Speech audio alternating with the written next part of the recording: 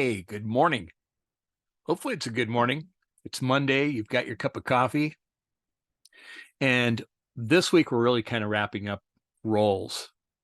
But the information that I have to share with you today on roles is so important that I hope that you take the time to look at it. Look, whether you're an organization that wants to clarify roles, a team, or even you as an individual and taking a look at the different roles that you play in your life. And again, just to go over a few, you're a son or daughter, you're a spouse, maybe a parent, possibly. You've got relationships with your siblings and a tight circle of friends. These are different roles that we play. And maybe even being a community volunteer. That might be on your list also. It's important that we take an inventory of all the ways that we play roles within our lives and go through and clarify those roles, make sure that we understand those tasks and activities, areas of responsibilities, commitments that we've made, and that we're living to those things.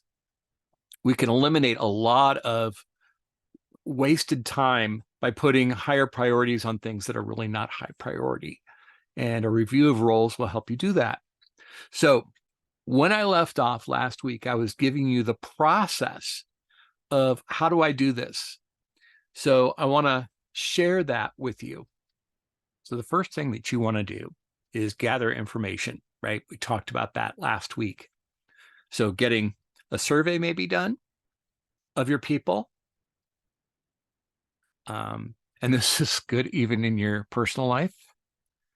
Sharing it with a spouse and sit down, what do you expect of me?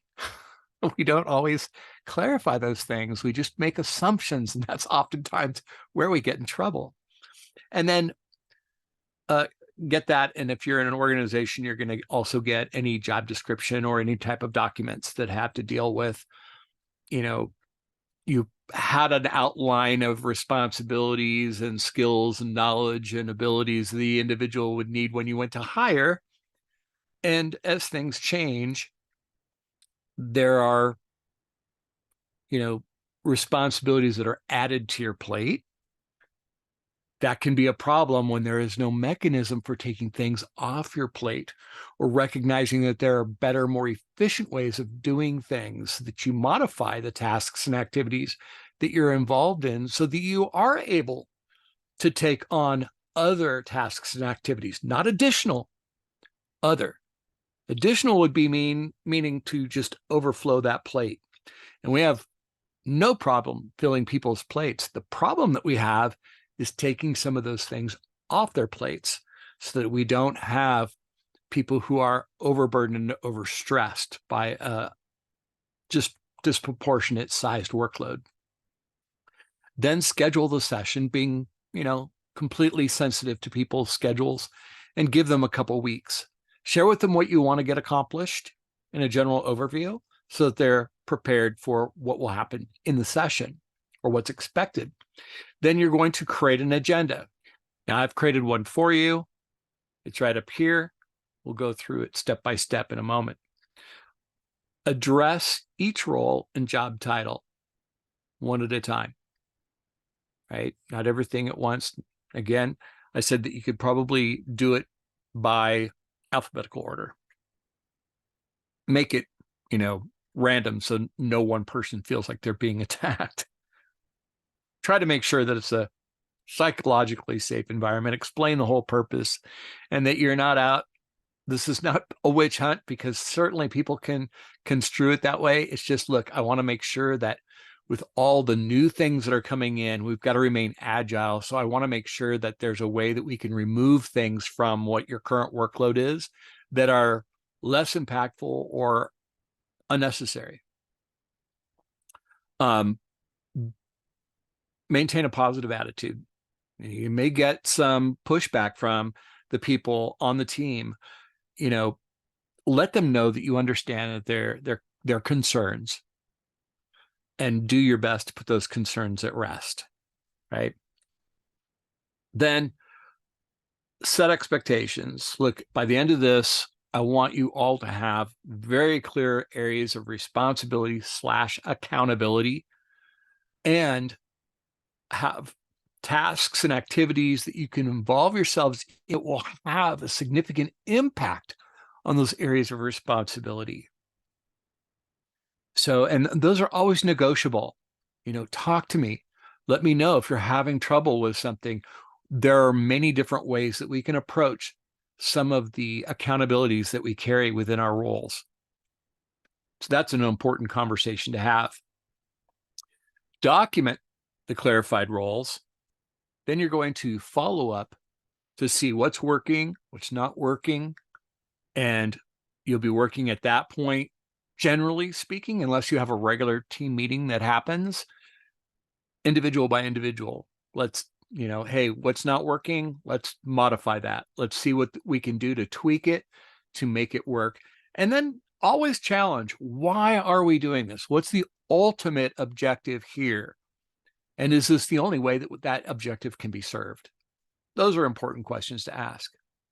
And then I highly recommend that you keep the job roles posted in an area where you can see them, because things change.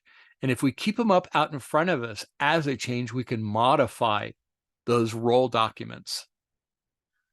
If we stick them in a desk somewhere, close the drawer, out of sight is out of mind. And you may have already experienced this when you get a role description, job description, you look at it and you share it with the person who does that job, and they're like, that is nothing like what I'm doing now, right?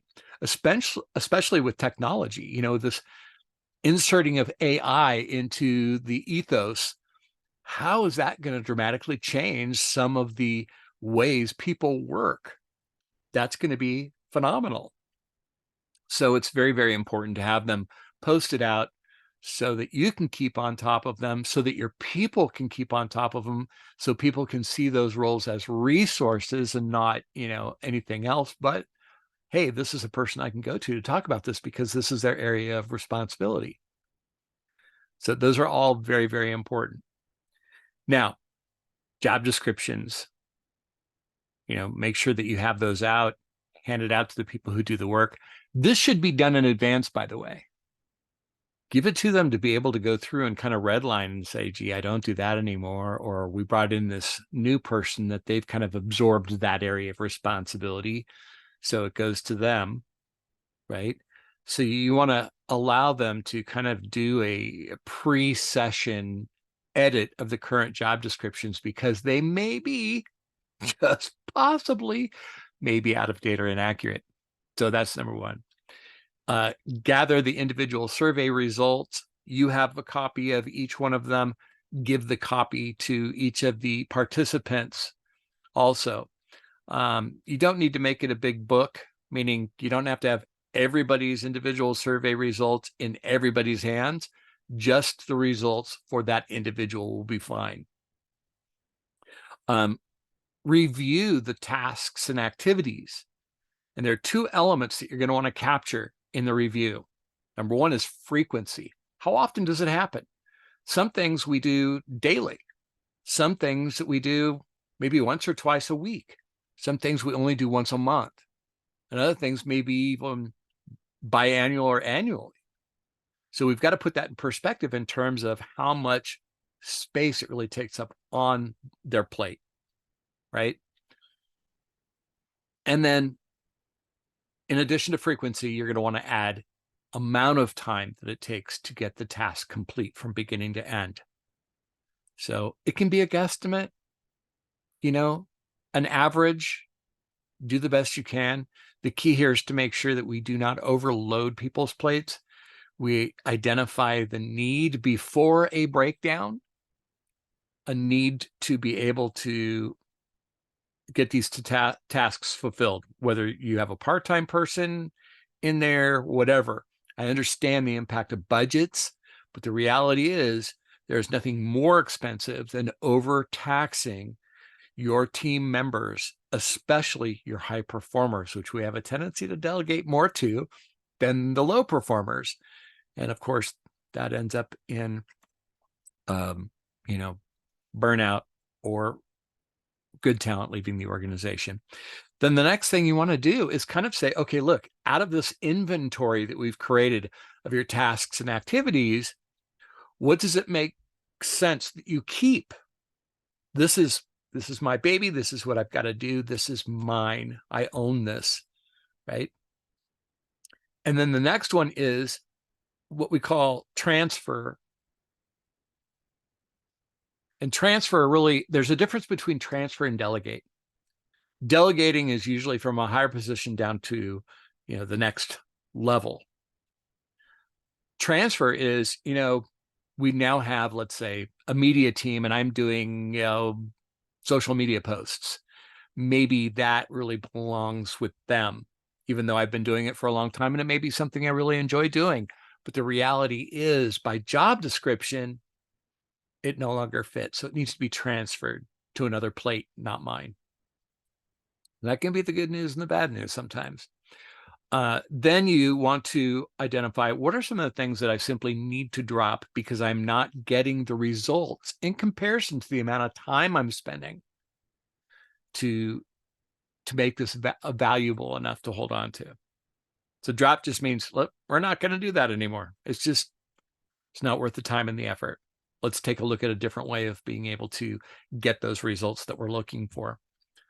Allow time for people to dispute or agree on those finalized role clarification elements, their areas of responsibility, and the tasks and activities that they involve themselves in.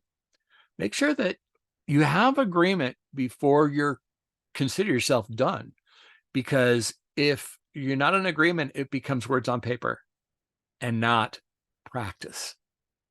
And there's a big, important difference between the two of those. And then we have fair and equal workload. When you go through this, you're going to see who are the busy people and who are the not quite so busy people. And these are good people to possibly transfer some of that activity that's on your higher performers onto their plates.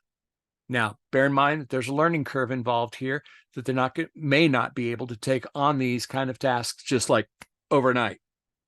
So create a cross-training matrix or something that allows people to see that they're in the process of being trained. And then when can we sign off on them and say, okay, now you own it. It's yours. Good job. Thank you, team contributor.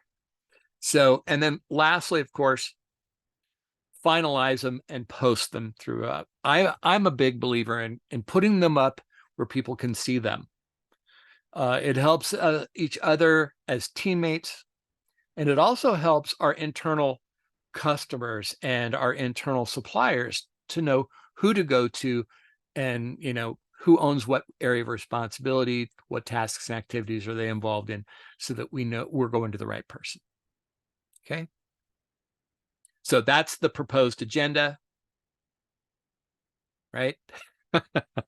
That's the proposed agenda. Now, of course, you can modify this. This is just a place to start. And that is all that I have for Monday Morning Cup of Joe. We will be finalizing maybe a few minutes of finishing touches on After the Coffee. And then I'm going to introduce our next topic of the effectiveness model. So as always, enjoy your coffee this morning. Get in the mood to make things happen. And I will see you on Wednesday for After the Coffee. Lead well, my friend.